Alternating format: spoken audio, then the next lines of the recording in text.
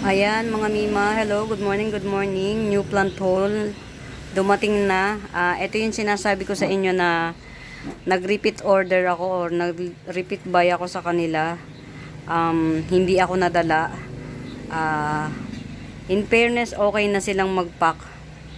Kaya lang talagang sa sobrang pag-iingat naman yata nila, talagang humanda ka sa SF.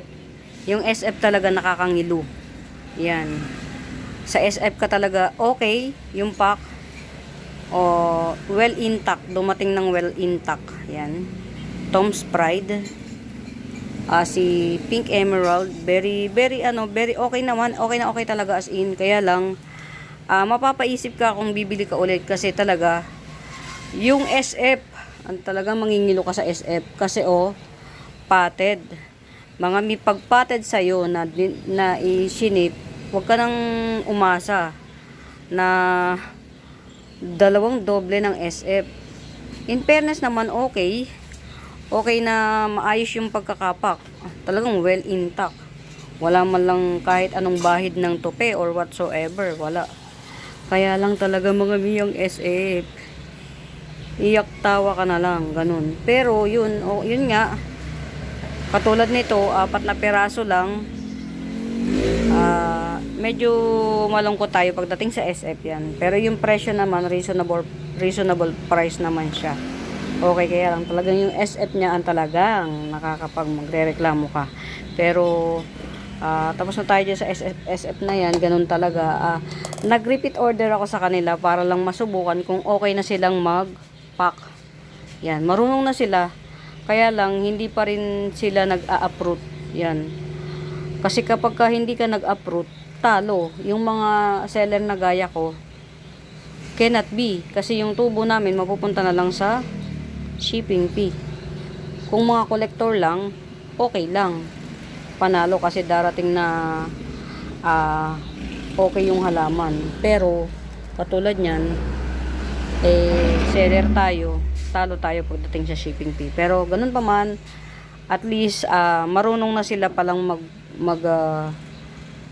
mag-ship. Kaya lang next time itatanong ko kung nag-a-approach sila. Kasi ito na nakarating na sa akin ng maluwalhati Yan, okay na sila, marunong na. Hindi katulad nung una kong sa kanila bili na worth 580 yung SF, durog lahat ng halaman. Pero at least ngayon, malaki ang SF, buo ang halaman.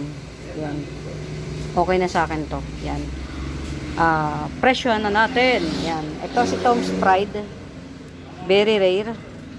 Top rare. Tom's Pride. Yan. Yan. Mga si Tom's Pride, hindi siya kalat sa market.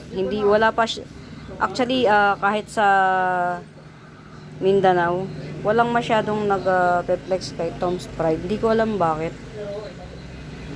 Walang masyadong nag-perplex. Pero para sa akin, ang ganda ni Tom's Pride. Yan.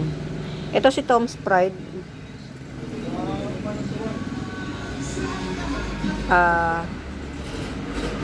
Paano ba ito pag-presyon? Kasi ang mahal Pero ang ganda niya mga mi. Ito sige si Tom's Pride. Gibson ko na lang ng 450. Ay hindi. Ate, magkano ba?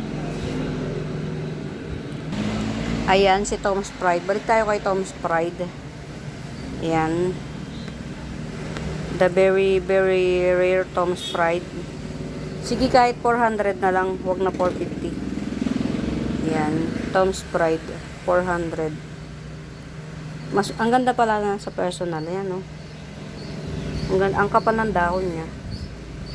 Ayan. Si Tom's Pride. 400 na lang si Tom's Pride. Tapos, itong isang dahon, nagpipinkish-pinkish na siya. Yan. Nagpipinkish-pinkish na siya. Yan. Tom's Pride, 400. Tapos ito, si White Moro. Yan, si White Moro. To. Ganito na siya kalaki, si White Moro. Kahit 280 na lang, si White Moro. Yan. White Moro 280. Yan.